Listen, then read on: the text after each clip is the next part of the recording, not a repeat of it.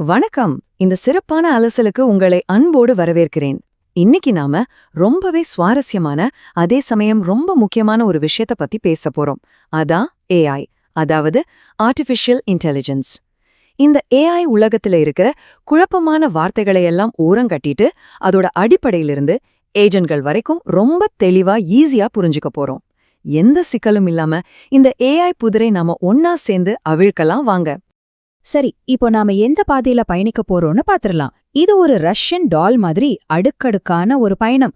முதல்ல ஏஐயோட மொழிய புரிஞ்சுக்க போறோம். ரெண்டாவது ஜெனரேட்டிவ் மற்றும் ஏஜென்டிக் ஏஐ. மூணாவது ப்ராம்ப்டிங் கலை. நாலாவது நிஜ உலகத்துல ஏஐயோட பயன்பாடுகள். கடைசியா ஏஐயோட எதிர்காலம். இதான் நம்ம பிளான். முதல் பகுதி, ஏஐயின் மொழியை புரிந்து கொள்வோம். பொதுவா மனிதர்கள் செய்யற வேலைய கம்ப்யூட்டரை செய்ய வைக்கிற ஒரு பெரிய துறை தான் ஆர்டிஃபிஷியல் இன்டெலிஜென்ஸ். இதுல நீங்க குறிப்பா கவனிக்க வேண்டிய விஷயம் என்னன்னா மெஷின் லேர்னிங். இது அந்த பெரிய ஏஐ கொடைக்கு கீழே வர ஒரு முக்கியமான துணை பிரிவு. அதாவது இயந்திரங்களுக்கு நாம உட்காந்து ஒவ்வொரு வரியா கோடிங் எழுதிட்டு இருக்காம வெறும் டேட்டாவை மட்டும் கொடுத்து அது மூலமா அவற்றுக்கு கத்துக் கொடுக்கற கலை தான் இந்த மெஷின் லேர்னிங். இதை இன்னும் கொஞ்சம் விளக்கமா சொல்றேன் கேளுங்க. நம்ம வழக்கமான சாஃப்ட்வேர் கோடிங்ல என்ன பண்ணுவோம்? ஒரு இன்புட்டையும் அதற்கான விதிகளையும், அதாவது லாஜிக்கையும் நாமளே கொடுப்போம். அது நமக்கு அவுட்புட்டை தரும். ஆனா மெஷின் லேர்னிங் இந்த மொத்த விஷயத்தையும் அப்படியே தலைகீழா மாத்துது. இங்க நாம இன்புட்டையும் நமக்கு தேவையான அவுட்புட்டையும் கொடுத்துட்டா போதும், அந்த கம்ப்யூட்டரே தனக்கான லாஜிக்கை, அதாவது அந்த கணித விதியை சுயமாவே உருவாக்கிக்கும். இது நிஜமாவே ஒரு அற்புதமான திருப்புமுனை இல்லையா? இப்போ இந்த மெஷின் லேர்னிங்லயே ரெண்டு முக்கியமான வகைகள் இருக்கு. ஒன்னு ஸ்டேட்டிஸ்டிக்கல் எம்எல், இன்னொன்னு டீப் லேர்னிங். தெளிவான கட்டமைப்பு இருக்கிற டேட்டாவை பகுப்பாய்வு செய்ய ஸ்டேட்டிஸ்டிக்கல் எம்எல் யூஸ் ஆகுது. ஆனா புகைப்படங்கள், வீடியோ, ஆடியோ மாதிரி எந்த கட்டமைப்பும் இல்லாத சிக்கலான டேட்டாவை கையாள டீப் லேர்னிங் தான் தேவை.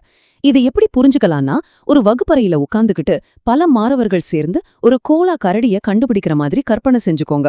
ஒருத்தர் கண்ணை மட்டும் பாப்பாரு, இன்னொருத்தர் மூக்க கவனிப்பாரு. கடைசியா எல்லாரும் சேர்ந்து ஆமா இது கோலா கரடி தான் முடிவுக்கு வருவாங்க. அதே மாதிரிதான் மனித மூளையில இருக்கிற மாதிரியான நியூரல் நெட்வொர்க்குகள் ஒன்னோட ஒன்னு இணைந்து இந்த சிக்கலான டேட்டாவை புரிஞ்சுக்குது. பகுதி 2, ஜெனரேட்டிவ் ஏஐ மற்றும் ஏஜென்டிக் ஏஐ. இப்போ நாம மாடர்ன் உலகத்துக்குள்ள நுழைய போறோம். இங்க ஒரு சுவாரஸ்யமான விஷயம் சொல்றேன் கேளுங்க. சாட் ஜிபிடி மாதிரியான லார்ஜ் லாங்குவேஜ் மாடல்கள் நம்ம கிட்ட பேசும்போது வாவ், இதுக்கு எல்லாமே புரியுது போலயே நம்ம நினைக்கிறோம். ஆனா உண்மையில அதெல்லாம் ஒரு ஸ்டோகாஸ்டிக் கிளிதாங்க. அதாவது ஒரு புள்ளி விவர கிளி. வீட்ல எல்லாரும் பேசுறத கேட்டு ஒரு கிளி எப்படி அதே வார்த்தைகளை திருப்பி சொல்லுதோ அதே மாதிரிதான் இந்த மாடல்களும் பல மில்லியன் டேட்டாக்களை படிச்சு வச்சுக்கிட்டு ஒரு வார்த்தைக்கு அடுத்து என்ன வார்த்தை வந்தா சரியா இருக்கும்னு அதோட நிகழ்தகவை, அதாவது ப்ராபபிலிட்டியை கணிச்சு சொல்லுது. மத்தபடி அதுக்கு சொந்தமா எந்த உணர்ச்சியோ உலக அறிவோ கிடையாது. சரி, இப்போ பாரம்பரிய ஏஐக்கும் ஜெனரேட்டிவ் ஏஐக்கும் என்ன வித்தியாசம்னு பார்க்கலாம். ஸ்பாம் இமெயில்களை கண்டுபிடிக்கிறது, வீட்டின் விலையை கணிக்கிறது, இந்த மாதிரி வேலைகளுக்கு நாம இன்னமும் பாரம்பரிய ஏஐயை தான் பயன்படுத்துறோம்.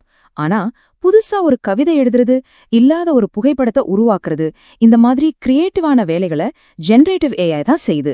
சுருக்கமா சொல்லணும்னா, பகுப்பாய்வு செய்யறதுக்கு பாரம்பரிய ஏஐ, ஆக்கப்பூர்வமான வேலைகளுக்கு ஜெனரேட்டிவ் ஏஐ. ஆனா இன்னைக்கு நடக்கிற மிகப்பெரிய புரட்சி என்ன தெரியுமா? அதுதான் ஏஜென்டிக் ஏஐ. சாதாரண சாட்பாட் கிட்ட நீங்க கேள்வி கேட்டா அது வெறும் பதில மட்டும்தான் சொல்லும். ஆனா ஒரு ஏஐ ஏஜென்ட் கிட்ட அடுத்த வாரம் வேலைக்கு சேர போற புது ஆளுக்கு தேவையான ஏற்பாடுகளை பண்ணுன்னு ஒரு இலக்கு கொடுத்தா போதும், அதுவே நேர ஹெச்ஆர் சிஸ்டத்துக்குள்ள போய் அவரை பதிவு செய்யும், ஐடி துறைக்கு இமெயில் அனுப்பி லேப்டாப் ஆர்டர் பண்ணும். பாத்தீங்களா? இது வெறும் பேச்சோக நிக்காம தன்னிச்சையாகவே டூல்ஸை பயன்படுத்தி ஒரு வேலையை முழுமையா முடிச்சு கொடுக்கும். இதுதாங்க ஏஜென்டிக் ஏஐயோட பவர். பகுதி 3, ப்ராம்ப்டிங் கலை. இந்த ஏஐ கிட்ட எப்படி வேலை வாங்குறதுன்னு பார்ப்போம். எவ்ளோ பெரிய தொழில்நுட்பமா இருந்தாலும் இந்த ஏஐ கிளிகளை இயக்குற கண்ட்ரோல் நம்ம கையில தாங்க இருக்கு. ப்ராம்ப்ட் என்ஜினியரிங் அப்படிங்கிறது ஏதோ ஒரு தடவை கேள்வியை கேட்டுட்டு அமைதியா உட்கார்ந்திருக்கிற விஷயம் அல்ல. அது ஒரு தொடர்ச்சியான ப்ராசஸ். உங்களுக்கு ஒரு ஐடியா தோணும், அதை ஏஐ கிட்ட ப்ராம்ப்டா கொடுப்பீங்க, அது ஒரு ரிசல்ட்டை தரும். ஒருவேளை அது சரியா இல்லையா? கவலையே படாதீங்க.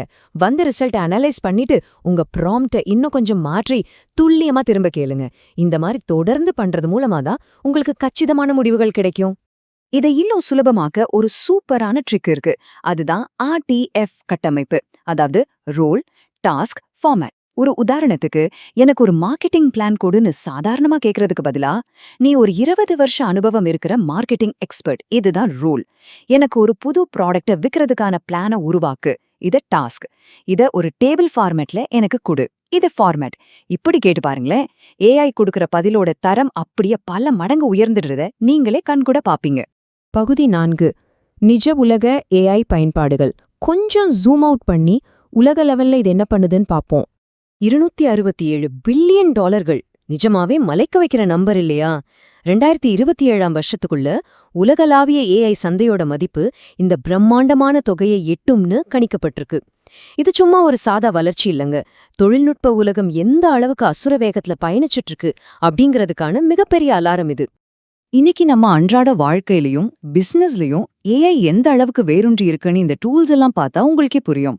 கஸ்டமர்ஸ் அடுத்து என்ன வாங்குவாங்கன்னு துல்லியமா கணிக்கிற பிரெடிக்ட்ரான், விளையாட்டு பந்தயங்கள்ல டேட்டாவை வச்சு அலசி ஆராயிற பெட்ஸ்மார்ட் ஏஐ, பல மொழிகளை சுலபமா கையாள உதவுற லிங்குவாபாட், அப்புறம் சைபர் அட்டாக்ஸை முன்கூட்டியே தடுத்து நிறுத்துற செக்யூர் ஏஐ, இப்படி சொல்லிக்கிட்டே போலாம்.